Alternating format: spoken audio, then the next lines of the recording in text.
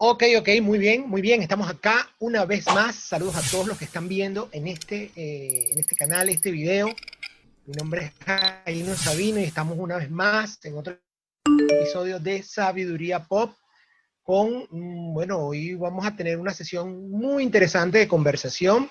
Estoy aquí acompañado con mi amigo Gilberto. Gilberto, ¿cómo estás? ¿Estás, Jaino? ¿Cómo te va? ¿Cómo le va a ustedes hoy, la aldea global, una vez más aquí en Sabiduría Pop, con nuestro mar de conocimientos, con 1 centímetro de profundidad?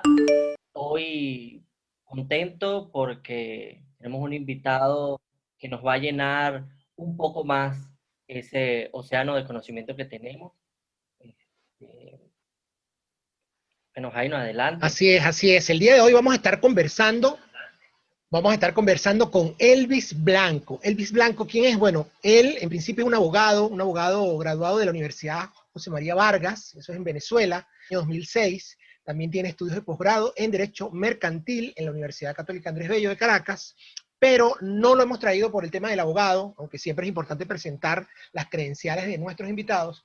Lo hemos traído porque él es un fanático efusivo de la historia, y no solo de la historia bueno, del pasado que nos rodea como venezolanos o como miembros de este planeta, sino también un entusiasta de cómo contar esa historia, de cómo narrarla, de cómo escribirla.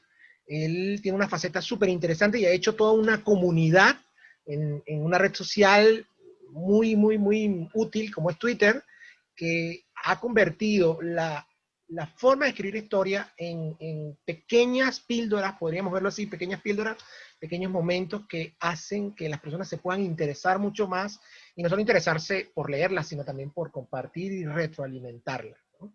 Eso es algo que para nosotros es sumamente importante, porque quizás con él hoy podamos descubrir no solo cómo darle un uso nuevo al Twitter, sino cómo darle una mirada distinta al arte de contar las cosas y al arte de aprender y contar también historia. Buenas, Elvis, ¿cómo estás? Aquí con nosotros hoy. Buenos días, buenas tardes, buenas noches. ¿Qué tal? Todo bien, todo bien. Bueno, aquí tenemos a Elvis, Elvis Nieto. No sé si es un juego de palabras, ahorita lo vamos a descubrir. Y él es el creador de la cuenta Elvis, guión de piso Nieto 39, que es una cuenta que está causando furor en la comunidad venezolana.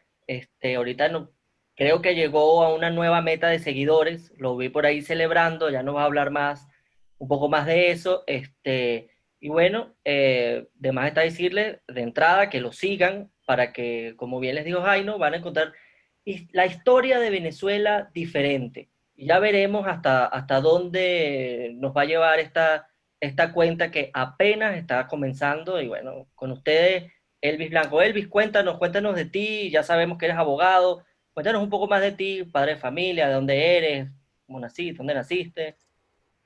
Bueno, yo soy caraqueño. eh, Casi toda mi vida ha sido aquí en Caracas. Bueno, soy abogado, efectivamente. He trabajado en sector público, sector privado. Soy casado, tengo una hija. ¿Del Caracas o del Magallanes? Caraquista a morir. Bien. Además, si te das cuenta, en mi perfil de Twitter dice, aprendiz de papá, caraquista y tu historiador. Ok. Creo que abogado casi que es lo último que pongo. Abogado, pero sí ejerces la abogacía. Sí, sí ejerzo. De hecho, puedo decir que vivo en mi profesión todavía. Ok, Gracias a ok, Dios. qué bueno. Eso es importante. O sea, que esto de la historia y toda tu historia es un hobby. ¿Cómo llega, cómo un abogado que ejerce el derecho mercantil llega a la historia? ¿Dónde está esa conexión abogado-historia, historia-abogado? De hecho, es mucho antes porque mi abuelo siempre le gustó la historia y siempre le gustó transmitirla. Y a mí siempre me gustó leer. Y lo más inmediato que había en mi casa eran enciclopedias. Entonces, ¿qué hacía yo? Yo me ponía con mis enciclopedias a leerle y claro, uno se nutre de todos esos conocimientos, pero siempre me interesaron los personajes históricos.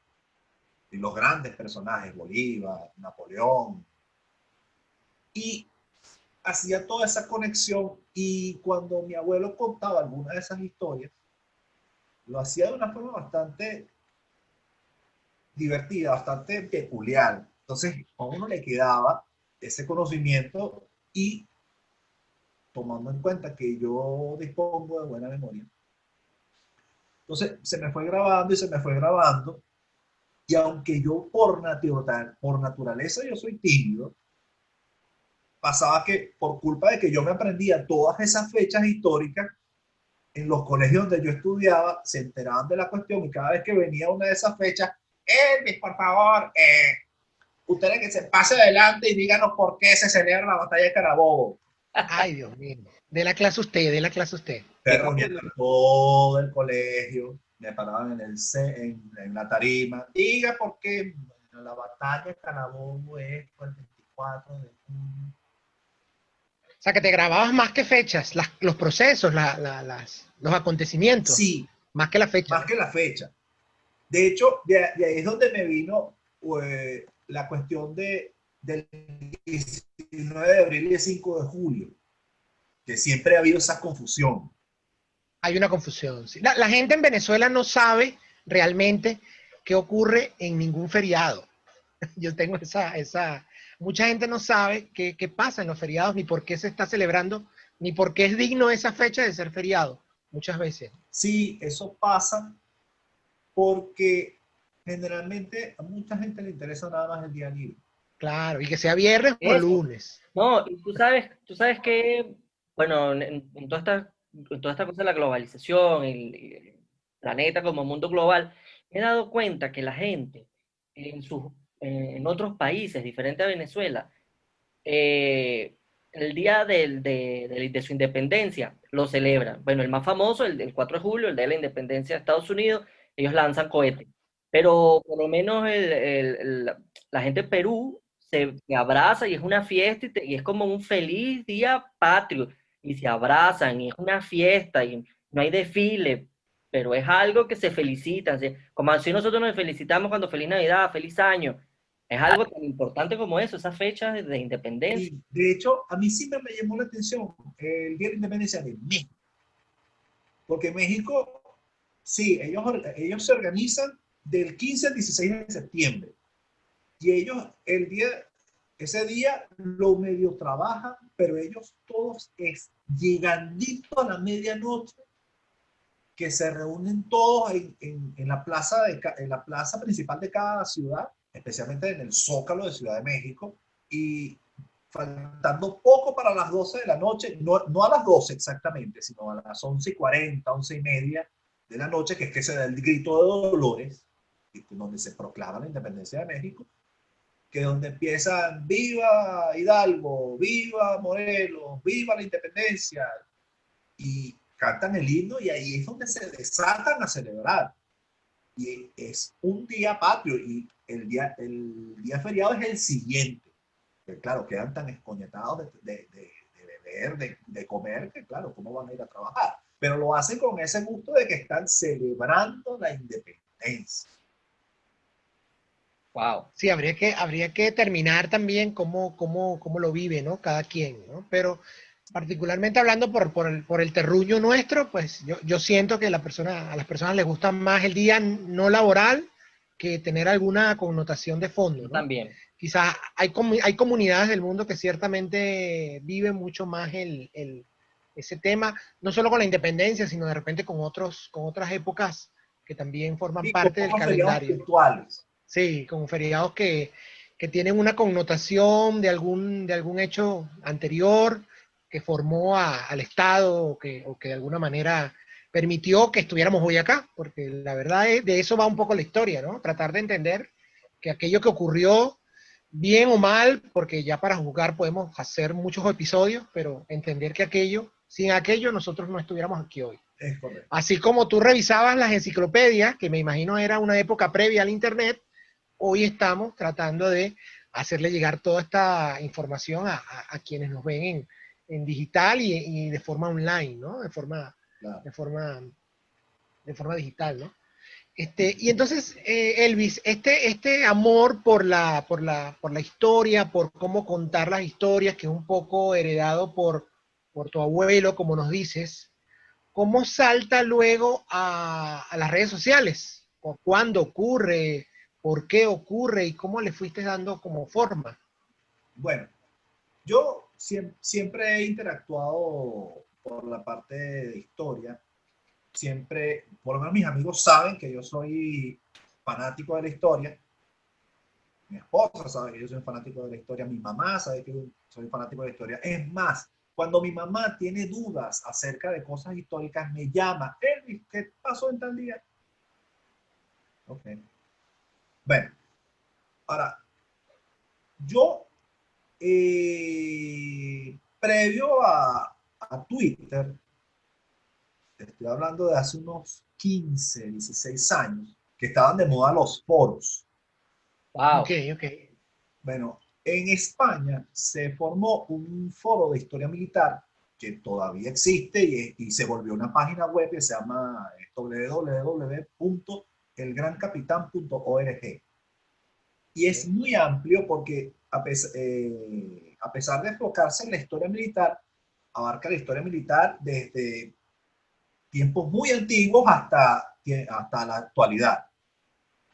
Y está bastante organizado y yo me puse a escribir con ellos y además la interacción fue muy interesante porque era uno de los pocos latinoamericanos que había. Entonces, Ok, claro, era el cruce de información entre lo que es la visión de Latinoamérica que tenían los españoles y la visión de uno que tenía de España. Era el contraste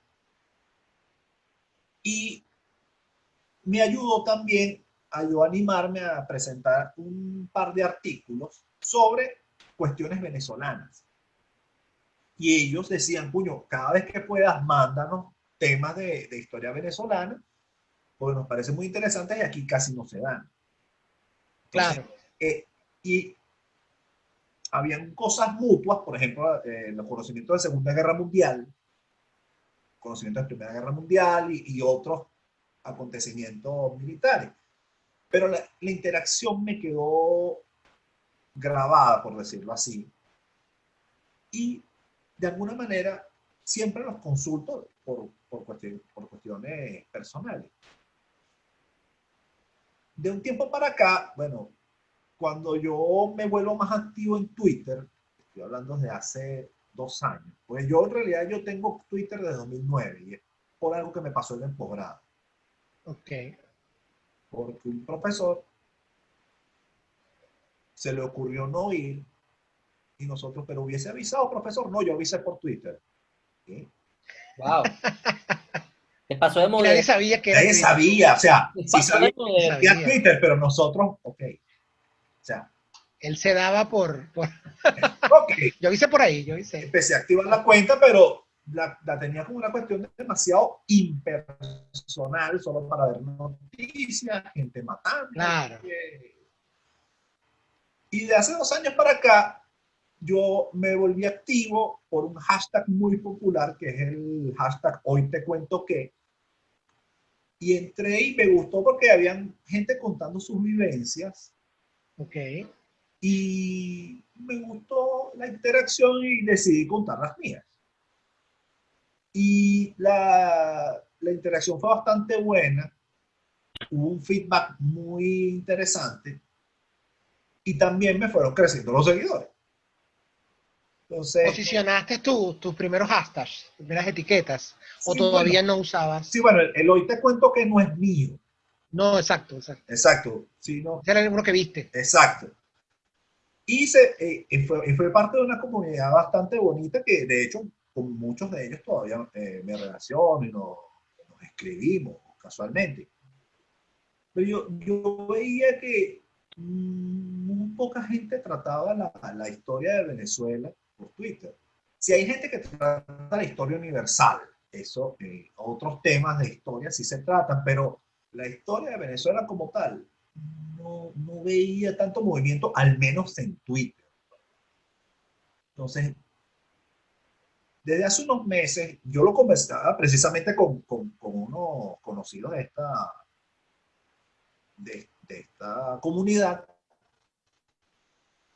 yo decía, "No, sería interesante que alguien se atreva a contar en Twitter la historia de Venezuela, pero bajo un enfoque moderno, por decirlo así. ¿No te Claro. imaginas una serie, unos hilos con memes, con GIFs, y tratando de usar un Claro. poco el lenguaje, no digamos coloquial, pero sí popular, más Sí, el lenguaje accesible? más, ¿Por Bueno, qué? Porque más hay accesible, varios sí, tipos de accesible es la lenguaje. palabra. Está bueno, el coloquial inculto, y el coloquial es el que hablamos normalmente en la calle, sin mucha floritura, que te permite exacto. llegar y dar yo siempre he dicho, si uno sabe 100, o sea, no importa cuánto sepas, pero si tú sabes 100, hay gente que sabe 1000, 10.000, pero del 100 que tú sepas, transmitir 50, 90, 70, ya eso es muy importante. Y el lenguaje y la comunicación es súper importante, porque lo hablábamos que la historia es tediosa, es pesada, y comunicarla de una forma diferente te interesa, o sea, te hace interesar por la historia. Sí, porque incluso yo lo viví en mi propia vivencia de bachillerato, Claro, ver, claro, para mí eran datos relativamente normales y uno de alguna manera tomaba los apuntes, incluso yo me atrevía a contrastarlo con las enciclopedias que yo tenía, pero yo veía a mis compañeros dormirse y a más de uno, despierta, el profesor se fue. Bueno, después tú nos das los apuntes, Henry. No, no se puede. Y muchos conocidos míos, y te estoy hablando de amigos, familiares, me decían, no soporto las clases de historia.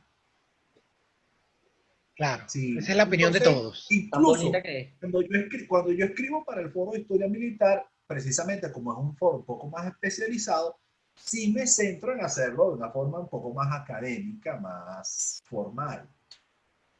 Y a mí me quedó la experiencia de que yo hice, además de mis estudios de Derecho, yo hice un semestre de maestría en Historia de Venezuela en la Universidad Católica. Ok. Y Te animaste a hacerlo porque te gusta la historia. sí, quise hacerlo porque me gusta la historia, Algo espontáneo de querer aprender. sí, y más que no solamente aprenderla, sino aprender la metodología de investigación histórica, Ok, que es muy interesante porque te permite, como decía el doctor Ricardo Castillo, tienes que ir siempre a las fuentes primarias. claro. La historia, tú la puedes buscar en los libros. Y eso también lo decía otro de mis profesores, que es el doctor Tomás Estraca, que es individuo de número de la Academia Nacional de la Historia. No te puedes conformar con lo que te digan los libros. Tú tienes que ir a la historia que te tienen que te cuentan los mismos protagonistas. Por Claro. ejemplo, son valiosos los recortes periódicos de la época, las memorias que pueden tener, que puedan haber escrito los personajes, o escritos producidos por los protagonistas de la época. Claro, que ir a la fuente. Exacto. Pues según la historia, hay tres tipos de fuentes: fuentes primarias, fuentes secundarias y fuentes terciarias. Fuentes terciarias, Internet. Claro. Y libros que hagan referencia a esa época, pero de una forma parcial. Fuentes secundarias, libros basados en los testimonios de la época, basados en los hechos, pero siguen siendo de segunda mano. Sí. Claro. En cambio, las fuentes primarias son los documentos de la época, los testimonios, las entrevistas, la prensa de esa época es considerada fuente primaria. Ok, y con toda esa información que tenías, entonces sentiste que hacía falta eso en esa comunidad tan ambigua que es Twitter, porque en Twitter vemos mensajes oficiales de empresas, vemos presidentes mandar por Twitter, poner ministros, quitar ministros, no hablo en muchos casos, en muchos países, y también Claro. hay una comunidad de personas cayéndose a piña una con la otra. ¿Y sentiste ese vacío entonces en Twitter? Sí, sentí ese vacío y además sentí la necesidad de contar la historia quitándole un poco lo político. O Ok. sea, presentándote los hechos. Claro, lo ¿Qué que fue. haces con ellos? O sea, yo te estoy poniendo los hechos al menos hasta donde yo puedo. Porque eso, la cuarentena ha dado para todo. Y a mí, claro, me limita un poco. Claro, hubiese sido distinto, ponte, ir a la Biblioteca Nacional o al Archivo General de la Nación, ver las fuentes así directo, pero Internet también te ofrece la posibilidad de acceder a algunos documentos o algunos libros de época que tú puedes consultar. Entonces, claro, teniendo Google Books, y hay una herramienta que se llama Google Scholar, que es como el buscador académico de Twitter, Muy bueno. que te permite buscar directamente artículos hechos por especialistas en la materia. Entonces, teniendo esas fuentes disponibles, uno no necesariamente tienes que ir a las bibliotecas, pero te da una perspectiva interesante de tener acceso a ciertos documentos que incluso aquí no tuvieras podido leer. Entonces, teniendo a mano eso, y tú puedes hacer los contrastes. Los llevas al lenguaje siglo XXI y ahí tienes la historia. Entonces, desde hace 2 años empezaste a hacer eso en No, Twitter. no, de hecho lo empecé a hacer desde hace meses. Ah, ok. ¿Cuántos meses llevan estas tweet historias? ¿Cuántos meses? Más o menos. Mira, la etiqueta Tu Historia de Venezuela en realidad tiene 2 meses. Oh, Yo antes de eso había contado un par de hilos de historia de Venezuela sobre hechos puntuales, pero no se me había ocurrido la etiqueta. claro. Y lo venía pensando, te estoy hablando ya de junio. Ya yo tenía como 2, 3 hilos que había hecho capítulos de historia de Venezuela. Muy breves, te estoy hablando de 30 tweets. Un hilo de 30 tweets. Ya eso para los estándares que ha alcanzado ahora la Tweet Story parecen un mini hilo. Ya después contaré por qué. Entonces resulta que el 24 de junio, feriado, yo estoy relajado en mi casa y de repente veo una notificación en mi teléfono de una usuaria de una de mis seguidoras que dice: estoy aquí esperando que el bisnieto saque una historia sobre la batalla de Carabobo. Estoy esperando aprender. Qué bello, qué bello eso. Estoy esperando que vengas a echarme el cuento. Dime qué exacto, dime, a ver si no estoy equivocada. Ok.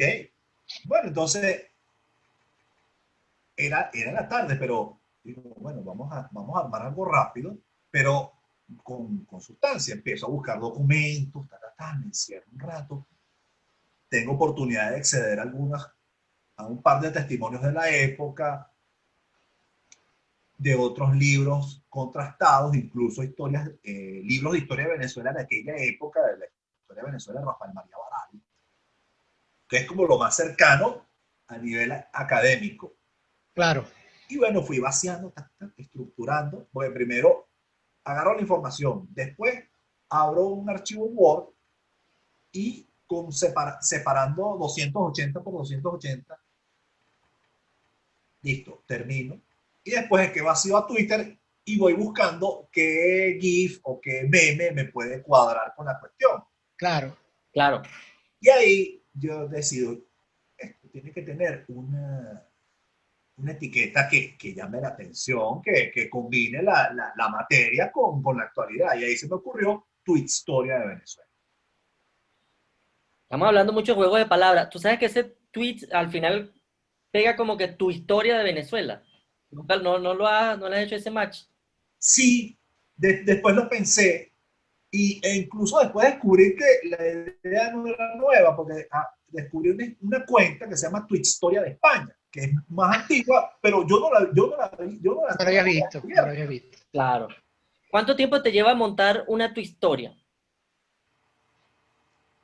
Mira, como yo hago las historias semanales, Porque a raíz de lo del 24 de junio, que fue un miércoles, me propuse la cuestión de que, mira, cada miércoles puede salir una tu historia nueva. Ok. La creación, el proceso de creación, por decirlo así. Bueno, entre sábado y domingo voy más o menos comenzando a recolectar las fuentes, máximo el lunes. Entonces tengo lunes y martes para armar el hilo en el archivo Word. Voy consultando de cada fuente lo que necesito y voy armando los hilos, cada tweet. Porque Word te tiene el contador de palabras y contador de caracteres. Entonces voy de 280 a 280 o dependiendo de lo que quiera expresar en cada tweet. Y no me preocupo tanto por los GIFs o por los memes, porque eso es en otro momento. Entonces voy armando y es ahí donde ya voy separando a medida que me voy dando cuenta de que esto se está haciendo más largo y más largo. No puede ser. Pero bueno, voy tratando de que la cuestión no aburra. Porque yo sé que en algún momento la historia puede ser larga de contar, sobre todo cuando estás contando la vida del... Yo lo he leído y no me aburre. De hecho, me pasa algo interesante. Tú, cuando vas armando los hilos, de repente dice, ¿se acuerdan que esto lo hablamos en el hilo de, y para que, para que el que todavía no ha entrado, cuando entre, va a descubrir que, por ejemplo, va a entrar a leer a Páez y terminas leyendo la batalla de Junín? No entendiste por qué y yo, bueno, pero ¿por qué estoy leyendo esto si yo entré por otro personaje? Y es porque Elvis va haciendo referencia y de repente esa referencia entraste a la batalla de Junín, después entraste a Piaro y después entraste a otro personaje y te quedaste como que no estaba... Ay, Sí, de hecho incluso eso me pasa a veces cuando estoy contando las historias en tiempo real. ok, Pero entonces voy armando y voy armando y voy armando, porque también me parece importante citar lo que ya dije, para que sepas Claro, por qué estoy contando esto que estoy contando ahorita. claro, claro. Entonces ya eso me va entre lunes y martes. Y el miércoles yo me cuadro y empiezo a trasladar todos los textos de Word a Twitter. Y es ahí donde yo voy decidiendo qué GIF me cuadra, qué meme puedo usar. Y también uso, en la medida de lo posible, imágenes históricas. Por ejemplo, mapas, imágenes del personaje o de los hechos. Y si es posible, cartas. Eso me ha servido tanto transcritas como manuscritas, depende de lo que yo consiga en la red. Y he encontrado de las dos. Y así voy armando, y como Twitter solamente deja subir de 25 en 25, así voy hasta que sube el hilo completo de la Twitter. hasta que te lo permite. Exacto. Elvis. Entonces hay una línea de publicaciones que va en tu historia y otra que va con el hoy te cuento que puede incluir cosas, anécdotas, cosas de la vida general, Sí, que no necesariamente es como información histórica precisa de un acontecimiento, ¿no? ¿Es así? el hoy te cuento que son mis vivencias, son Ok, anécdotas muy personales. Y la tu historia la estoy tratando de dejar para las partes históricas. Puede ser la vida de un personaje, puede ser hechos concretos o una serie de hechos. Ok. Es así como lo he estado viviendo desde el 24 de junio. Te juro que esa fecha no se me olvida jamás. el nacimiento sí, del capítulo, ¿no? De tu Twitter. Sí, y fíjate que a mí me pasó algo muy curioso, que no sé si ustedes se han dado cuenta que por lo menos los artistas famosos se empiezan a hacer, los escritores famosos empiezan a ser famosos a partir del tercer disco, del tercer libro que publican. A mí me pasó algo parecido. Eso es lo Y que te yo iba a que... preguntar ahorita. Ok. Te iba a preguntar exactamente dónde crees tú que fue ese boom. porque lo publicaste tú, ya, bueno, ya lo de haber pasado, ya pasaste más de 6.000 seguidores actualmente. ¿Dónde crees que hubo ese quiebre cuando tenías 100 y de repente explotó a 6.000 y esas notificaciones en tu teléfono no dejaban de llegar, de me siguió, me siguió, me siguió, me siguió? Y tú, wow. Bueno, eso me pasó a partir de la tercera tu historia. Por tu tercer disco. Sí, mi tercer disco. Mi tercera tu historia, yo en ese momento ya tenía, te estoy hablando de unos 3.500 seguidores, precisamente porque con la interacción de hoy te cuento que Claro. he dado una cierta base. Pero mi tercera tu historia se trató de Francisco de Miranda. También un poquito de Bolívar, pero mi protagonista principal de la tu historia era Miranda. Y fue una interacción porque yo y cada vez, cuando en el proceso de creación, yo decía, me sale más gente, más datos y más datos, masonería, París, Rusia, La Guaira, quién traicionó a quién. Bueno, vamos a armar esto seriamente, y lo monto. Al día siguiente me han caído, me estaban reventando el teléfono literalmente. Yo creo que mi cuenta subió 2.000 seguidores en 3 días. O sea, fue Bastante, ¿no? Se hizo viral, se hizo esa viral de alguna historia. forma y también conté con un retweet que yo creo que también me disparó. No sé si ustedes conocen a Maison, el famoso tuitero, el coreano maracucho, Ah, ya sé quién es. Ajá, ajá. Sí, sí, que que él vive fuera del país, ¿no? él está ahorita en Corea del Sur. Corea. Él hizo un retweet haciendo el comentario, para los que les gusta la historia como yo, aquí les dejo este hilo que está rechísimo, tal, y bueno, a partir de ahí, para arriba. Claro. Y fueron 2, 3 días que yo tenía que poner a cargar mi teléfono cada 2, 3 horas, algo así. Eso era notificaciones, retweets, me gusta, comentarios. Y después, después de la tu historia, también responder los comentarios, porque a mí me gusta responder cada comentario que me hacen dentro de lo posible. Y si Claro, hay que puede comentarios ser que difícil. sí, Porque además hay comentarios que y son preguntas. Y a mí me gusta leerlos porque hay comentarios que son preguntas y tú amplías tu historia. Entonces es interesante porque además es interesante leer los comentarios.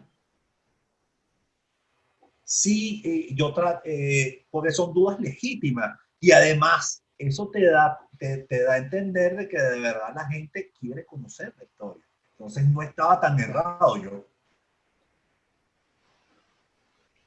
Entonces, desde ese momento sentiste como Sí, el despegue, pero se mantuvo, se ha mantenido. claro, después de ese boom, sigue habiendo el aflujo de seguidores, claro, evidentemente no voy a esperar que cada hilo sea como el de Miranda, pero Claro, claro, claro. siempre voy a dar que cada tu historia tenga su propia vida. Por ejemplo, después de esa tu historia de Miranda, yo he hecho de ahí, a partir de ahí todos los miércoles.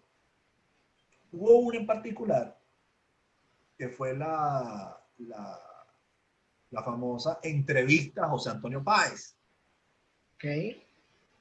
que yo había hecho una encuesta y la gente votó por José Antonio Páez. Bueno, ok, vamos a armarla de José Antonio Páez. Pero cuando estoy buscando las fuentes, accedí a Google Books y pude descargar de forma gratuita los 2 tomos de la autobiografía de Páez. Y me pongo a leerlos y de verdad es un testimonio histórico valioso. Yo dije, oye, ¿y por qué no cambiamos un poco la tu historia? Y en vez de hacer un cuento, vamos a entrevistar a este hombre. yo tengo una serie de fuentes que me dicen estas cosas y yo tengo a Páez diciéndome esas mismas cosas, pero con su versión.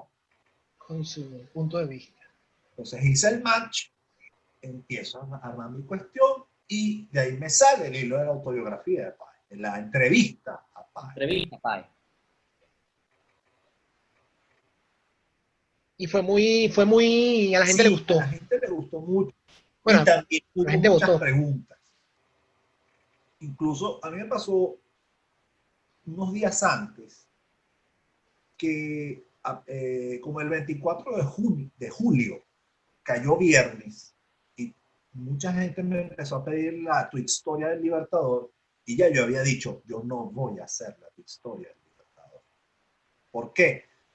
Porque de Bolívar se ha dicho tanto, se ha escrito tanto,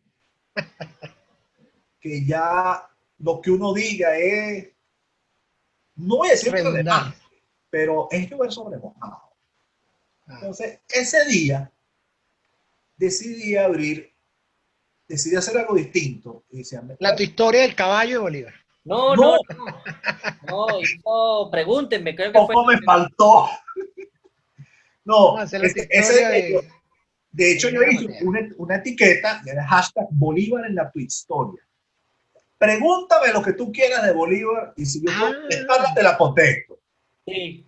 Buenísimo, buenísimo. Igual, me puse a buscar fuentes sobre lo que me estaban preguntando y la clase de preguntas que me hacían. ¿Cuál es la más loca que te hicieron? Mira, no loca, porque loca sería una pregunta que no hubiese tenido respuesta. Claro. He tenido respuestas sobre hechos ciertos, pero es que más allá de las preguntas insólitas que me pudiese haber hecho, era yo contestándolas todas. Porque era que todas tenían una respuesta. Así sea una respuesta que te dejaba abierta el beneficio de la duda, pero había una respuesta. La gente preguntó bien. Lo documentado que está Bolívar. ¿Es en serio? Claro. Por ejemplo, ¿cuánto medía? También eres poeta. Bueno, no sé, algo. Te dice que él medía 5 pies 6 pulgadas y eso es unos 67. Creo que era ¿cuánto? Y la gente dice que Bolívar era pequeño. Y uno dice, no, Bolívar no era pequeño. Bolívar era la estatura normal de su época. Exacto. En esa época eran pequeños. O sea, no es que él era pequeño. En esa época eran pequeños. Exacto, todo esa es la estatura promedio. ¿Cuánto calzaba? 35. Y bueno, si era tan pequeño, pues, debía tener una voz así, chillona. No, Oleari te dice que tenía una voz gruesa con dicción de las Islas Canarias. Que por eso es que hablamos así, por cierto. Sí. Otro que me preguntó, ¿Bolívar comió mango? Comió mango, claro. No, y la pregunta hubiese sido absurda, pero es que no lo es. Porque te estoy hablando que alguien como Gabriel García Márquez también se lo preguntó. De hecho, Gabriel García Márquez, cuando él escribe su novela Bolívar, El general en su laberinto, él al final pone una serie de consideraciones, dando sus agradecimientos. Porque él hizo muchas consultas para tratar de escribir sobre Bolívar. Y uno de los agradecimientos es a un historiador venezolano que se llamaba Vinicio Romero Martínez, donde él le agradece la precisión de las fechas y la advertencia de que Bolívar no comió mango porque el mango todavía no había llegado a América. ¿Qué tal? Imagina. Bolívar no comió mango. ¿De dónde viene el mango? Yo pensé que el mango era americano. No. El mango no es americano. De hecho, una investigación sobre eso, que aparentemente las primeras cepas de mango llegaron a América a finales del siglo XVIII, es decir, por 1790. Pero no se difundió como está difundido ahorita, que tú pateas la calle y te caen 3 mangos. Sí. Claro, porque cualquiera lo piensa y cree que es algo común de toda la vida y no es así. Claro. Yo no sabía eso, te cuento, yo no sabía eso. el mango no era americano. Hicieron, ¿Bolívar era más de ron o de cerveza? Debía ser de ron, ¿no? Porque... Bueno, hay que ver la destilación. No, era de vino, incluso de champán. Oleari te dice que Bolívar, cada vez que se lo podía permitir, siempre ponía una botella de vino en su mesa, pero él no pasaba de 4 copas. Lo que odiaba el Libertador era la chicha. No le gustaba. No, y además que él decía que tenía un efecto pernicioso sobre el ejército, porque en 1820, Bueno, claro, la chicha se fermentaba. claro, la chicha fermentada en un episodio de 1820 en Colombia intoxicó a la mitad del ejército libertador. Entonces el libertador sacó un decreto prohibiendo por ahora y para siempre la venta de chicha. Pero Elvis, pero era chicha, pero no es la misma chicha que tenemos, o sea, es una chicha diferente, no es como una chicha andina. Sí, una ficha fermentada que es casi alcohol. Claro, no es la que nosotros Sí, sí, lo que pasa es que, tomamos. pero aún se Sí, no hace, es aún una se chicha hace. en chichero, por poner. Ah, Valga la- No, claro, claro. Pero esa fermentada aún se hace. Yo recuerdo una tía Sí, que la hacía, y si tú la dejabas mucho tiempo, que era probablemente lo que ocurría en esa época, que no había pues sistemas de refrigeración tan avanzados como ahora, si tú la dejabas afuera, eso pasaba a ser ya un aguardiente. Sí, sí. exacto. O caer mal estomacalmente hablando, ¿no? Elvis, una Porque se pregunta. fermenta. Sí, Sí. incluso después de que yo hice esa dinámica que me llevó todo el día y estuve varios días contestando preguntas, al final del día yo digo, bueno, vamos a cerrar la dinámica, chévere, muchas gracias, estuvo bastante movida y al final del día sale un retweet del doctor Tomás Estraca. Ahí va, El profesor. ahí va. Porque además del retweet, te siguió. Sí, Y entre esos 6.000, todos no somos batequebrados. Hay personajes que te siguen. Hay pesos pesados, cuarto bate que te siguen de la historia, ¿no? ¿Cómo se siente? ¿Cómo se siente? sí, no te niego, o sea, decir que no me emociona es mentirte completamente. Claro, a uno como entusiasta de la historia, que te sigan personajes como Tomás Estraca, como Rafael Arraiz Luca, wow, es de verdad, ah, debo decirlo, es un honor para mí. Claro. Un trabajo bien hecho también.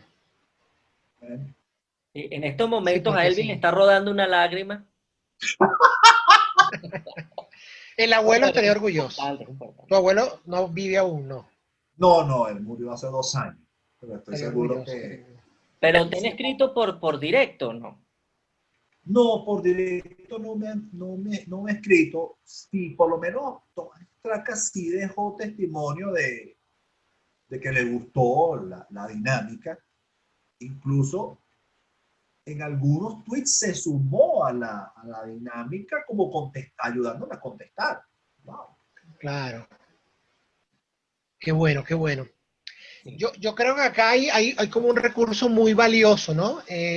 O un fenómeno muy valioso, porque fíjate, tú has hablado un poco de cómo estructuras primero la clave de la investigación, de las cosas que sabes, porque las has aprendido desde pequeño, pero también de lo que necesitas averiguar porque surge, como la dinámica de Bolívar, ¿no? La forma como organizas la información y la presentas, que además le agregas otros recursos ya más animados, visuales, porque Exacto. a la gente le fascina eso también. Estamos en la época del meme también, el meme está institucionalizado. El meme, el GIF, el emoticón, el emoji y Exacto. todas sus variantes. Y eso lo has convertido entonces en una tribuna de exposición que ya vemos que está validada por las personas que también se dedican a eso ya también como profesión, porque tu profesión no es esa, eso también es como lo valioso. Yo veo un recurso aquí súper útil que además podría ser extrapolado a situaciones académicas, a situaciones de clase, de colegio, de estudios superiores, que podría ser interesante. ¿No te ha contactado ningún docente ni nadie? ¿No te ha escrito alguien como con ese interés? No, hasta ahora no me he escrito a alguien con esa intención. Y ojo, a mí me encantaría ser docente. ¿No has Incluso, dado clases nunca? No, al menos a lo escolástico, no he dado clases. Sí he dado un par de talleres, cuestiones breves, ya un poco más relacionadas con mi profesión. Y esos también trato de darles una orientación un poco más amena. Por ejemplo, a mí me gusta, por ejemplo, sobre el derecho mercantil, a mí me gusta decir, por ejemplo, el derecho mercantil, una forma elegante y amena de atraer a un estudiante que, coño, derecho mercantil, eso es muy pesado, esta ley es muy vieja. Sí, pero ¿cómo tú defines el derecho mercantil? El derecho mercantil es el derecho de la plata. Y eso lo De los aprendí yo con un negocios. profesor de posgrado de derecho mercantil, de hecho era mi profesor de contabilidad, que él decía, señores, el derecho mercantil es el derecho de la plata. Ya. Derecho plata puro y duro. Más nada. Cualquier otro derecho te va a tratar la plata como algo colateral. El derecho administrativo no tiene nada que ver. El derecho tributario sí, porque recauda plata, pero no tiene nada que ver. En cambio, el derecho mercantil es el flujo de la plata. Bueno, así es que se debería el derecho. Entonces, como hay tantos libros de derecho mercantil, entonces, pero en Venezuela se manejan principalmente dos. El Tratado de Derecho Mercantil de Alfredo Mornes Hernández y el curso de Derecho Mercantil de Roberto Goldsmith, que es básicamente los dos referenciales del derecho mercantil en Venezuela. ¿Cómo daría yo eso? Mira, el Evangelio según Morles o el Evangelio según Goldsmith. Pues, se puede dar el derecho mercantil así, ¿por qué no? Claro. No, dar clase es, Sí, eso es lo que te digo, es una estrategia. Es una mira, estrategia que aplicable a todo, además. Total. sí, sí, sí. Mira, Elvis, una pregunta, Elvis, has venido narrando varios personajes, Piar, Páez, bueno, Bolívar, Miranda, eh, creo que son personajes finitos, en algún momento se van a acabar. ¿Qué viene después de los personajes históricos? Y antes que me respondas eso también, ¿cuál sería tu personaje histórico favorito de todos los tiempos? Wow. Mayor pregunta. Pero historia de Venezuela, historia No, no, no, universal. de Venezuela, porque has venido También, esa es otra. con la historia de Venezuela, has venido tocando a Piar, a Miranda, a Bolívar, Páez, Boves, creo que fue el último que tocaste. Sí, ¿Cuál, bueno, cuál, sí. con, cuál sería ese personaje que tú digas, wow, este es mi personaje favorito? Por lo menos el mío es Miranda y Boves. Y después, ¿qué viene? Porque se nos acaban los próceres. Va a llegar un momento este año que de todos los miércoles que no tenemos 60 próceres. Mira, bueno, yo estoy consciente de eso. Y esa es otra cosa que quiero romper ya más adelante cuando se dé la oportunidad. Que la historia de Venezuela no es solo los próceres. La historia de Venezuela no es Claro. solo peleamos contra los españoles y después de 1830 no hicimos un coño. Sí, No, sí, no, sí. no. Yo estoy consciente de eso. La historia de Venezuela va mucho más profundo, porque aparte de las matazones que hubo, las revoluciones que hubo, y ojo, estoy hablando estrictamente del siglo XIX, porque cada montonera que agarraba 400, 500, 1000 soldados y se iba a luchar contra el poder en Caracas, eso era una revolución. Sí, Pero ya eso es un tema profundo hasta cierto punto. Pero eso es historia también. Gente sí, como sí. Guzmán Blanco, Gómez, la hegemonía andina de 1899 a 1945, eso es historia. Y eso eventualmente va a ser tu historia. Sí. Hay algo que me llama la atención de la historia, que hay mucha gente que como que lo deja por debajo. Por lo menos en la época, en esa época de Bolívar, cuando en la época de independencia, en estos días yo tenía unos debates con gente y me decían, bueno, pero que Bolívar es venezolano. Y decía, no, Bolívar no es venezolano, Bolívar es español. Y al final no liberó nada, lo que hizo fue independizarse nosotros éramos esclavos de nadie. Y fue una revolución mantuana y fue, ¿sabes? Ellos no tenían nacionalidad, su nacionalidad era española. O sea, no es que Bolívar era venezolano, o es colombiano, o el otro es peruano, o el otro es ecuatoriano. La gente a veces no tiene eso claro, esos próceres. Sí, bueno, si lo vemos desde un punto de vista estrictamente jurídico, Simón Bolívar era español hasta 1811. Claro. Es más, los españoles consideran a Bolívar y a San Martín como unos ejemplos así enmarcados, gigantescos de el traidor. Sí, lo son, lo son. Porque claro, para el español te fuiste para el lado contrario, eres un traidor. Sí, tal Con cual. el agravante de San Martín, de hecho, ellos dicen que entre Bolívar y San Martín, el peor es San Martín. Porque Bolívar, ok, chévere, fuiste oficial de milicias y cuestión, pero casi que te limitaste a tu provincia, eres un indiano más. En cambio, San Martín es peor porque estuviste dentro del ejército español, peleaste en la guerra de independencia española, como teniente coronel tuviste una destacada actuación en la batalla de Bailén en 1809, y por eso se te reconoció, se te dio una medalla. San Martín. Entonces, cuando Argentina se declara independiente, tú te vas corriendo para allá. Ajá. ¿Dónde está tu heroísmo español, tu vena castiza? Martín El es el rata San peor Martín. traidor para España. Es la rata más grande. Claro, no dicen esas palabras, pero sí lo califican como un traidor. A San Claro. Martín lo enamoró a alguien, tuvo que haber sido, porque qué va. Bueno, yo ahí no me meto. Esa es otra historia también, esa es otra Sí, es historia que de hecho, de los amores, amores y los desamores. desamores, me han propuesto mucho O sea, todavía hay los mucho que amores contar. una tu historia, ya lo estoy pensando, porque me lo ha dicho tanta gente. Sí, es Para el como digo, 14 de todavía hay febrero, mucho que prepárate una contar. ahí. ¿No? Que digo que todavía hay mucho que contar. O sea, Sí, todavía hay. sí. Pero no dijiste cuáles eran tus favoritos. Bueno, mi personaje favorito O época, o suceso mira, mi personaje favorito. favorito en la historia de Venezuela, puedo decirlo responsablemente, Eleazar López Contreras. Porque es un personaje que son muchas aristas.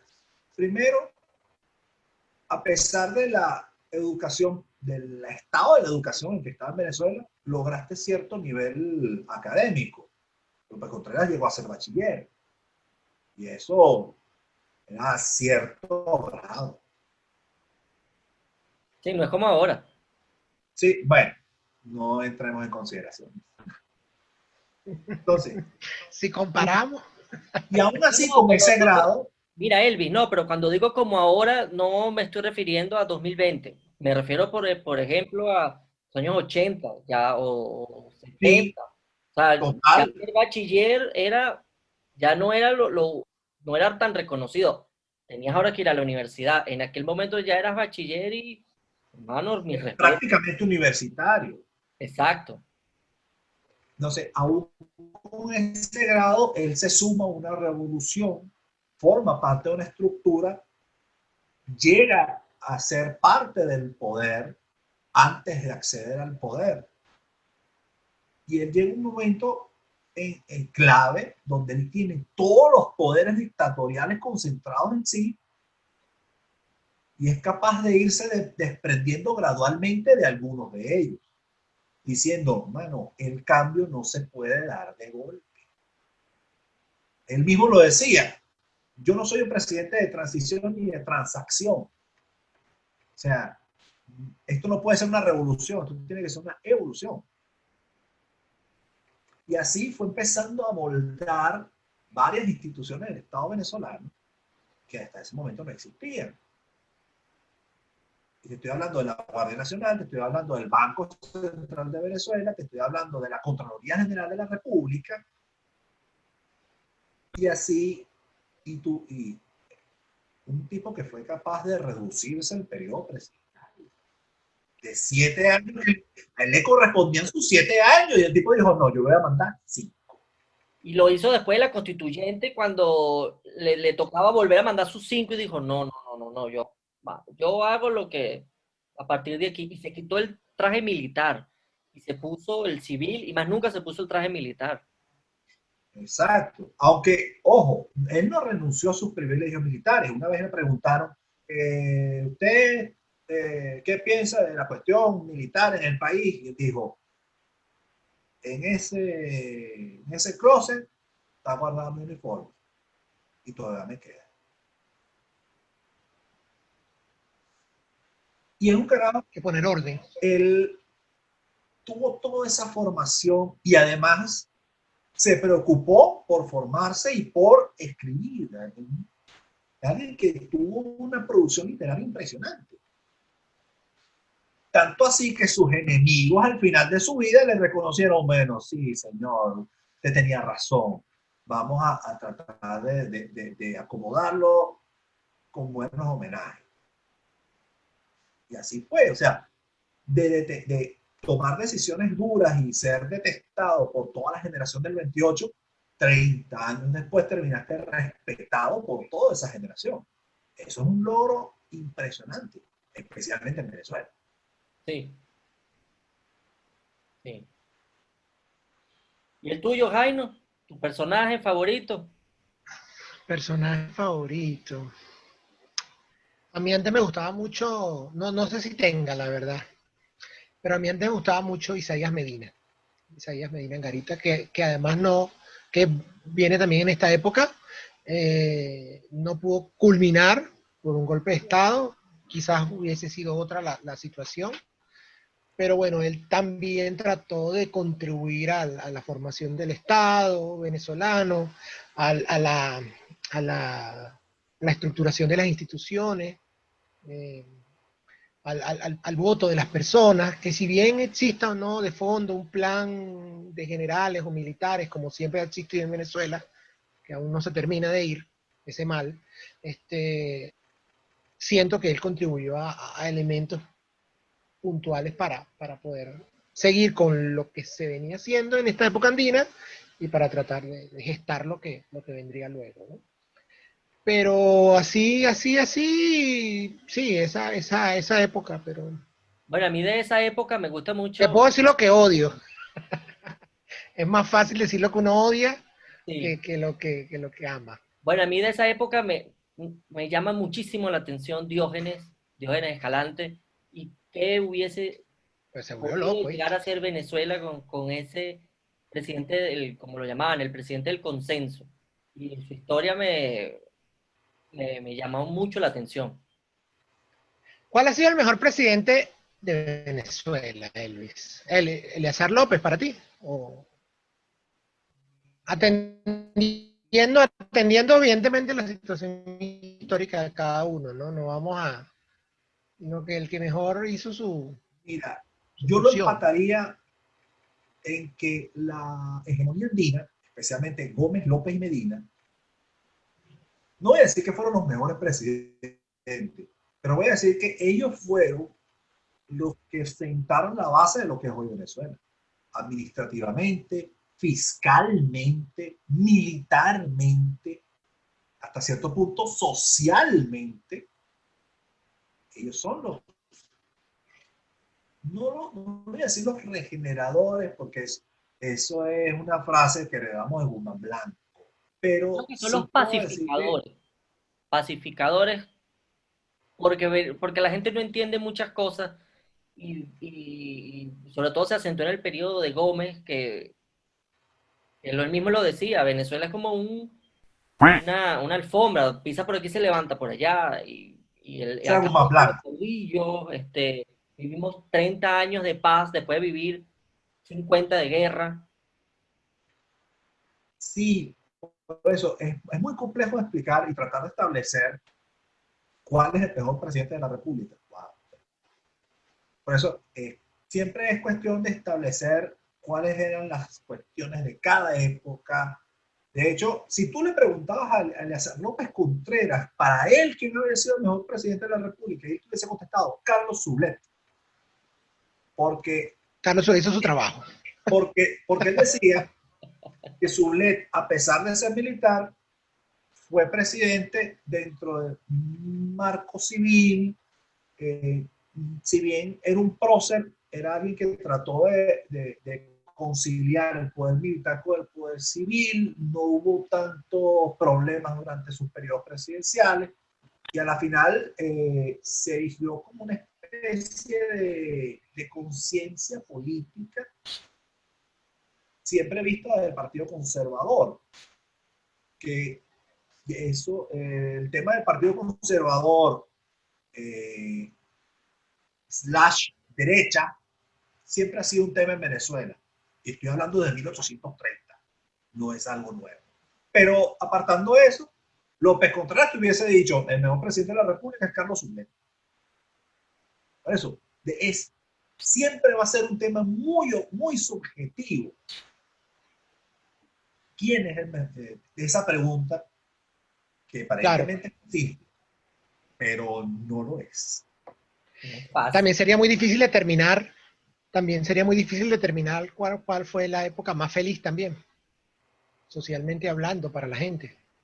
Sí. Porque hay gente que te narra felicidad en época de dictadura, ¿no? Hay gente que narra eso también, ¿no? Sí, sí. Es complejo. Es complejo. Y estas historias que te han llevado a crear esta comunidad y a tener estas interacciones, ya vemos que la gente te pregunta, ya vemos gente que te exige historias, gente que te pregunta, porque abres un foro a preguntar, gente que de alguna manera espera que converses de un tema, gente que te sigue, que es experta del tema. ¿Tú sientes que eres una especie de influencer o no? A partir un poco de la interacción de estos individuos que son desconocidos para ti, me imagino, ¿no? No, me imagino que no es un primo el que te pregunta, es fulano de tal, ¿no? Alguien que no has visto jamás. ¿Te sientes influencer? ¿No te sientes? ¿Cómo te ves allí? No me veo como un influencer porque pasa que la figura del influencer es muy controversial, porque un influencer puede agarrar toda esa influencia, toda ese capital humano que tienes y lo diriges hacia un objetivo, o hacia un objetivo que tú quieres hacer y que te puedes beneficiar de él. Yo no me veo como un influencer en ese sentido, sino que mi misión básicamente es que la gente conozca la historia.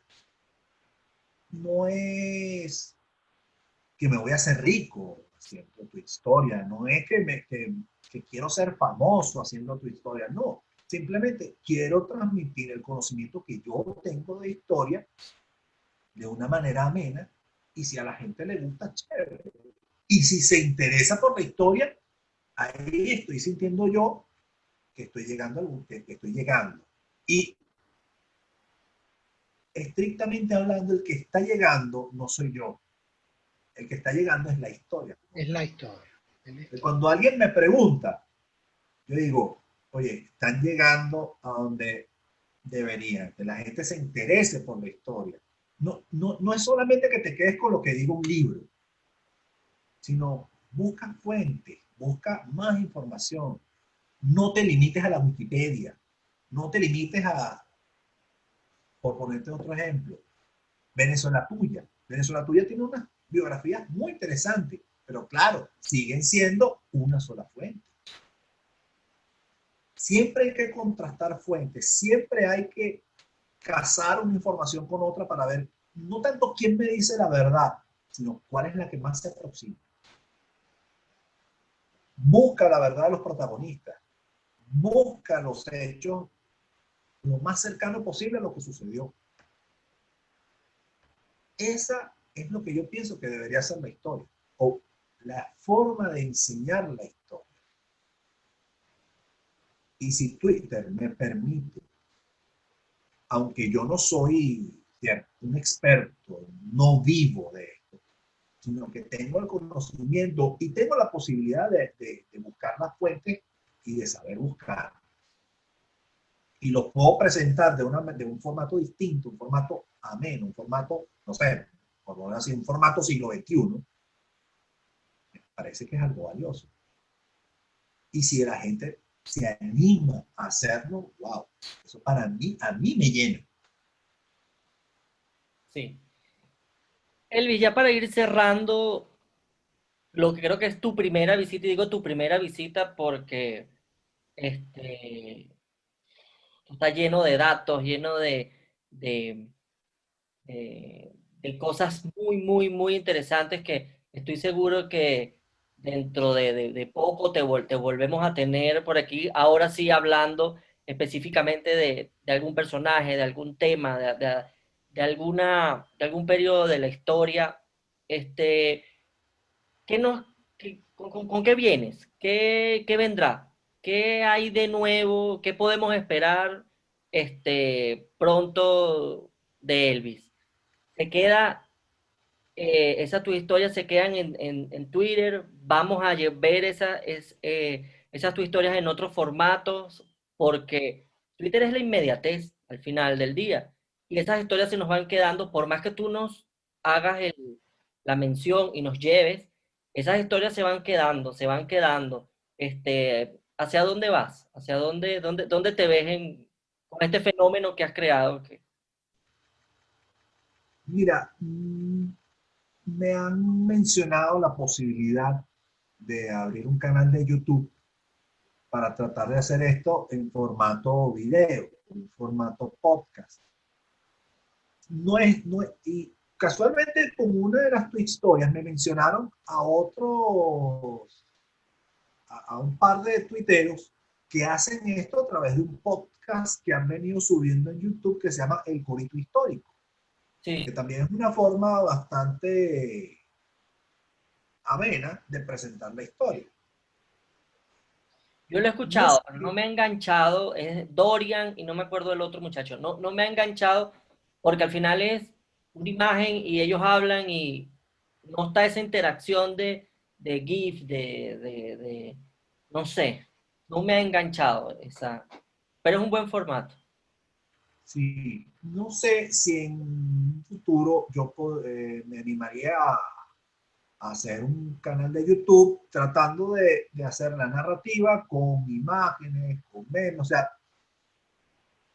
trasladarlo trasladar el formato Twitter de narración, fuentes, GIFs, memes, algún otro recurso que se me pueda ocurrir a YouTube, me parece una idea interesante, hasta cierto punto compleja, porque yo no manejo YouTube, no sé cómo editar un video, no, yo indio.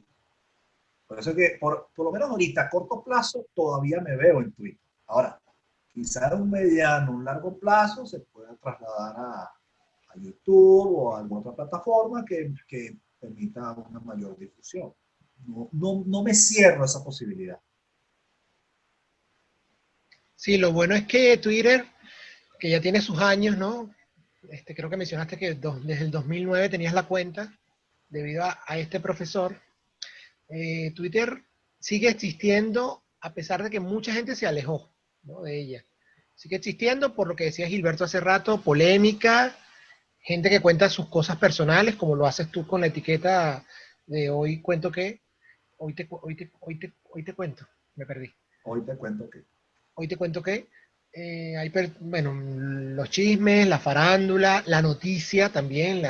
Yo creo que Twitter todavía es la fuente de verificación. Muchas veces me llegó esta cadena por WhatsApp, por mensaje de texto, por Telegram. Voy a revisarla a ver si algún no sé, alguna fuente creíble, pues la ha difundido, ¿no?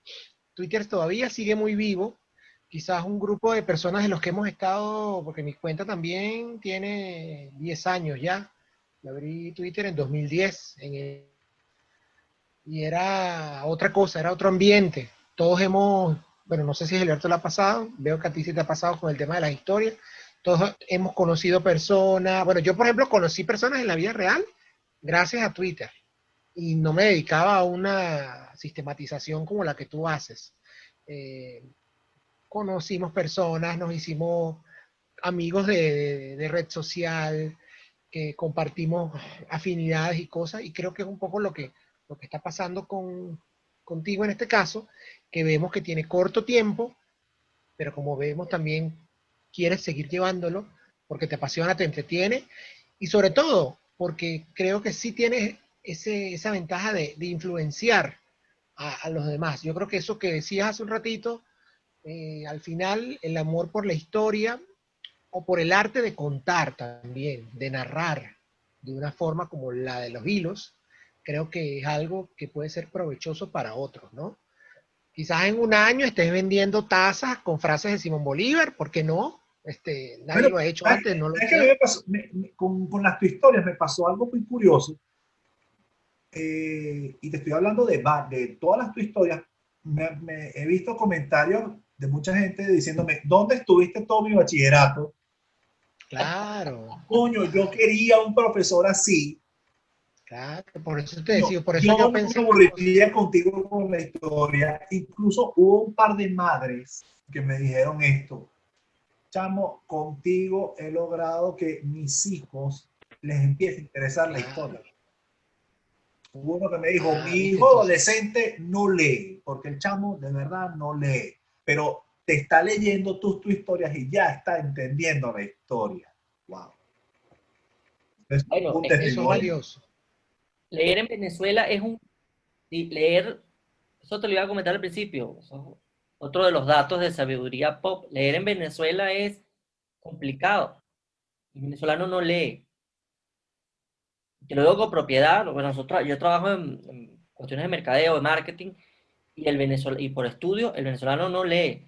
De hecho, el venezolano se lee 0,5 libros al año en promedio por persona. Colombia lee 0.5. los países nórdicos leen de 20, 21 libros al año. Tú, Elvis, debes leer los libros que se leen, que no se leen mucho. Si usted lee 6, te está leyendo los libros de los demás. No, no, en El serio. De hecho, 0.3. la cosa es Porque seria en ahora estoy Venezuela. leyendo por lo menos un libro semanal, porque precisamente al acceder a las fuentes, no solamente me limito a las fuentes, por lo menos si el libro me parece muy interesante, termino leyéndome todo el libro, que fue lo que me pasó con la autobiografía de Pai. Ya después de que hice la tu historia, agarré un día, me acuerdo que fue un viernes, algo así, me encerré en mi cuarto y empiezo a darle, porque lo bajé en PDF completico, claro, son 1200 páginas, pero la memoria rápida parece que va aparejada con lectura rápida. Yo Sí. me leí eso en 3 días. Y de verdad que el cuento es bastante sabroso. Por lo menos en la parte de la época, das cuenta anécdotas mínimas de cómo comían, cómo se vestían todo, hasta pues, cuestiones muy filosóficas como planteándose, mira, Bolívar no era mi enemigo. No crean que no crean que lo que pasó entre Bolívar y yo me duele. Claro que me duele. Pero fue una circunstancia histórica, pero Bolívar era Bolívar. ¿Vale? O sea, cuando tú tienes esa clase de testimonio, y claro, te enganchas tú también, y tú lees la autobiografía de Pan y no te aburre. Bueno, y Páez era un tipo demasiado interesante, porque Páez era un iletrado, venía del llano, mal hablado, de mal comer, y el tipo terminó viviendo en Nueva York, tocando violín, tocando piano, hablando francés, hablando inglés.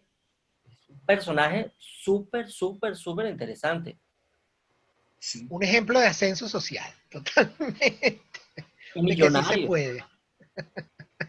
A mí Bolívar, Bolívar, a mí Páez me parece mucho, mucho, mucho a Boves, pero demasiado.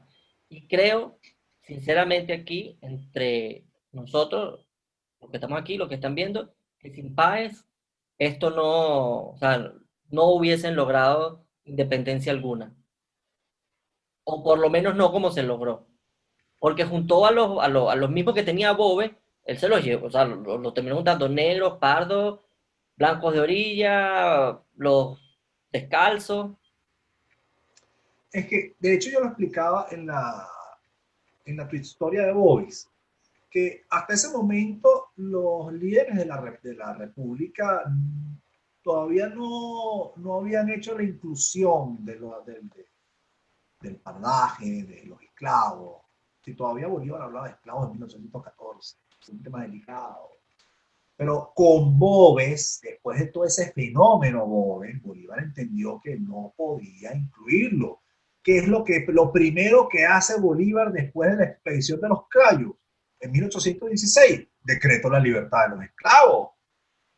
Claro, tengo que ganar al, al estrato social, a los desposeídos. La independencia también es para ustedes. Ese, ese fue el giro de tuerca que dio el Libertador, porque si no, no lo hace. Sí, La independencia hubiese tardado mucho, o se hubiese dado algo tipo Cuba, que nos hubiese terminado de ayudar a los Estados Unidos.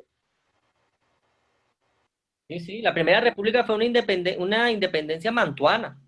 Una república de mantuanos y para mantuanos, como decía Herrera Luque. La segunda república fue difícil de definir. En cambio, la tercera república, ya Bolívar venía con el aprendizaje. Mira, tengo que incluirlos a todos porque si no, esto jamás se va a dar. Y empieza, y ahí es donde entra Páez, entra varios, porque si tú te pones a ver, un tercio de los próceres de la independencia son primos de Bolívar.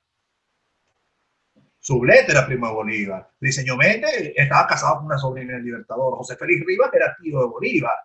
El mismo Piar era primo lejano de Bolívar, porque Piar era primo de Sublette. José Lorenzo Silva estaba casado con una sobrina del Libertador. Hay muchos Sí, casos. nunca, Diego Ibarra era primo del Libertador. Andrés Ibarra era primo del Libertador. nunca hemos dejado de ser una hacienda con semáforo. Sí. Elvis, recomiendan a todos los que te están viendo, recomiéndales un libro Wow. o un podcast o algo que hayas visto por allí que te gustó y que quisieras que otros se acercaran a ello. Mira, tiene que ser histórico. No, puede ser de cualquier cosa, lo que tú quieras, lo que tú quieras. O algo que hayas descubierto recientemente, un hallazgo interesante o algo que pueda a la gente interesarle, ¿no? Mira, puedo recomendar tal vez dos. Hay un abogado que se llama Miguel Vincenti, que él tiene unos hilos de vivencias, pero orientados mucho hacia el tema jurídico, porque Vincenti fue fiscal del Ministerio Público en Puerto Ordaz, o del área de Estado Bolívar. Y verdad que cada vivencia del doctor Vincenti, una tras otra, es más interesante. Y es algo que uno se mete en la narración y él no se sale estrictamente, no se sale del derecho, pero es que dentro del derecho tiene que si las vivencias de que, mira, me pasó esto con un preso, que con una situación de rehenes, una de esas contó una situación de rehenes espectacular. No cuento nada para no hacer spoiler, pero es impresionante con la forma en que los cuenta el doctor Vincenti. Esa sería mi primera recomendación.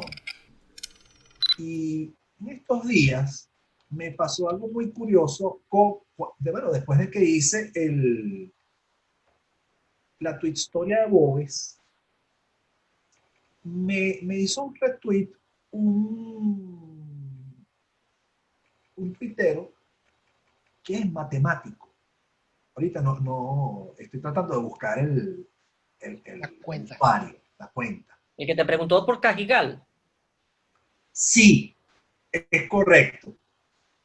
Estuve revisando su cuenta y tiene varios hilos dedicados a la matemática, cosa que también es una hazaña enseñar o expresar cosas matemáticas en Twitter. Así es. Me parece, y me pareció curioso porque él dice, aquí está, se llama Alexander Vargas y el usuario es @el_matemático12. Y unos hilos muy interesantes sobre matemática. Y cuando él me hace el retweet, él cuenta, mira, yo soy de Calabozo, que es de donde era Bobe, donde tuvo su base de operaciones, y yo había hecho una referencia en el hilo de Bobe, que como él tenía una tienda, almacén que tenía de todo, tenía cueros, tenía aguardiente, tenía telas, tenía todo, que si tú le ponías medicinas, él hubiese sido un farmacólogo. Casualmente él me dice, mira, la pulpería de Bobes efectivamente quedaba detrás de la Plaza Mayor y ahorita, casualmente, en mi a casa. pocos metros hay un farmatodo. Coño. No sé si es que la vida imita al arte o viceversa, no sé. Así es. Y él también se quedó con la cuestión de Cajigal porque Juan Manuel de Cajigal era el nombre del capitán general de Venezuela en esa época. Pero resulta ser que también hay otro Juan Manuel de Cajigal, que fue uno de los primeros matemáticos venezolanos, que de hecho quien funda la Sociedad Venezolana de Matemáticas. Tres, ¿no? Y en realidad hay tres, porque también hay otro Juan Manuel de Cajigal, que fue muy amigo de Miranda en Cuba, que creo que yo incluso llegué a mencionarlo en la tweet historia que yo hice de Miranda. Por eso la confusión debía tener las tres bandas a dos, no dos tablas, a tres tablas. Y se llamaban igual, Juan Manuel de Cajigal. Además. Sí. ¿Ves? Son esas cosas. Y este muchacho, Alexander Vargas, vi su cuenta y tiene de verdad unos hilos de matemáticas muy interesantes y me pareció un hallazgo. Y yo lo sigo y él me sigue. Y me pareció interesante de verdad que alguien también se atreva a tratar las matemáticas. Cosa que es otro tema. Otro mundo. A mí me enganchó y yo soy un negado para los temas profundos de matemáticas. Entonces, esa es la otra recomendación que yo podría hacer. Está muy bien. Dos tuiteros entonces que hacen contenido para esta red social. Exacto. Elvis, tu nickname de Twitter, tu usuario, ¿tiene alguna connotación particular? Porque pareciera que fuese como un juego de palabras o algo así. A cierto punto sí es un juego de palabras, pues el bisnieto, sí, lo tomé como un juego de palabras, pues Bisnieto del tatarabuelo. algo así, porque aunque es más por nieto que otra cosa, tomando en cuenta que yo era casi que el nieto preferido de mis abuelos, Entiendo. maternos. ¿Y el número? 39 es mi número favorito. Siempre ha sido imagínate. mi número favorito y ahorita casualmente se trata de mi edad. Imagínate qué casualidad. Sí, sí. Qué casualidad. Está muy bien, está muy bien, está muy bien. Bueno, Elvis, de verdad que hemos estado muy contentos por tenerte acá. Yo creo que de fondo, además de toda la buena labor que realiza, porque es una labor desinteresada, de una persona fanática, amante de la historia, en compartir todas esas historias y más que todas esas historias que son el lado personal de tu vivencia, el lado catedrático, el lado sistematizado e investigado de la historia, en este caso de Venezuela. Creo que es muy valioso y creo también que de fondo hay acá una muy buena herramienta que, como ya nos has dicho, sirve en historia, sirve en matemática, la aplica el abogado. Es decir, hay muchos que pueden estar haciéndolo actualmente y es muy, muy valioso.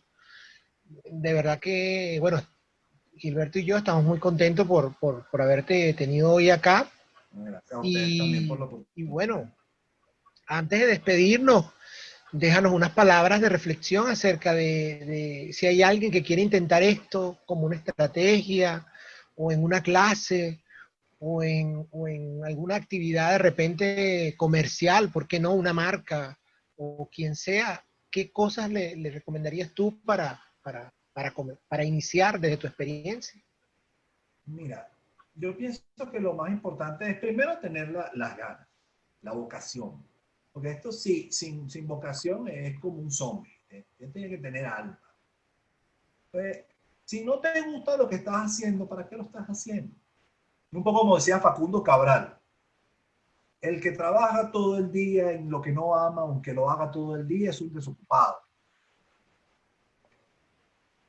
Primero tienes que contar con que te gusta lo que estás haciendo. Porque una vez que te gusta lo que estás haciendo, ya no es un trabajo, ya es algo de verdad que quieres desarrollar. Entonces, si te gusta y de verdad tú piensas que puede traerle beneficio a las demás personas, hazlo. No te limites por algo. Al principio siempre te va a parecer que los resultados son pocos, pero en algún momento vas a empezar a ver resultados tangibles. Y te digo tangibles no en dinero precisamente, sino en que la gente te va a llegar, te va a preguntar, va a indagar. La gente te va a reconocer. Y lo importante es no decaer. No, Churchill decía que el secreto de la victoria está en 7 palabras. Nunca, nunca, nunca, nunca darse por vencido. Así es. Sí, bueno, de verdad, bueno, me uno a Jaino, muchas gracias Elvis por este tiempo, por darnos la oportunidad de conocerte a ti como personaje. Y bueno, están abiertas las puertas de Sabiduría Pop para próximamente volverte a tener y ahí sí entramos en más detalles porque si seguimos hablando esto, la conversación se va a poner sabrosa porque hay muchos datos, hay muchas preguntas. Creo que estamos muy ávidos de de conocimiento de historia y sin que sea pesada y tediosa. Entonces, de verdad, muchas gracias por tu tiempo y por hacer lo que haces en Twitter, de verdad que muy atinado, muy atinado. Bueno, estamos a la orden para lo que se necesite. ¿Y como abogado estás a la orden o no? Bueno, ahorita con los tribunales cerrados, los registros cerrados, pero también puedo Pero estar tú ahora para las consultas. trabajas para una firma o haces un trabajo más individual. No sé, los abogados como Estoy ahorita de libre ejercicio. libre ejercicio. O sea, que Sí, la gente te puede contactar si fuese necesario. sí, Porque sí. vamos a dejar tus contactos de Twitter, pero también podemos señalar si es necesario algún tema de las leyes, bueno, principalmente en lo mercantil, ¿no? O también en otras áreas, laboral, familiar. Legislativo, derecho migratorio. He tocado también temas de familia adolescentes, Ok, pero mi fuerte es mercantil propiamente. perfecto. Es Perfecto, otra cosa que yo también he aprendido con el ejercicio y en posgrado también aprendí, que aunque uno se especialice en una materia, uno nunca debe permanecer ignorante del derecho. claro. Súper importante tener, ¿no? No decían las abuelas, un amigo mecánico, un médico y un abogado, ¿no era? Algo así. Algo así. Está muy bien. Bueno, Elvi, entonces ya saben, si tienen alguna prioridad desde el punto de vista legislativo, en el caso de Venezuela particularmente, pues ya saben que Elvis contesta no solo sus menciones, sino los DM, cualquier contacto que puedan establecer a través de Twitter, ¿no? Bueno, esto ha sido una vez más un episodio de Sabiduría Pop, hoy con Elvis, que nos ha traído el maravilloso mundo de la historia a través de los 280 caracteres que tiene Twitter. Así que, bueno, gracias por haber llegado hasta acá y nos seguiremos viendo, muchachos. Nos vemos.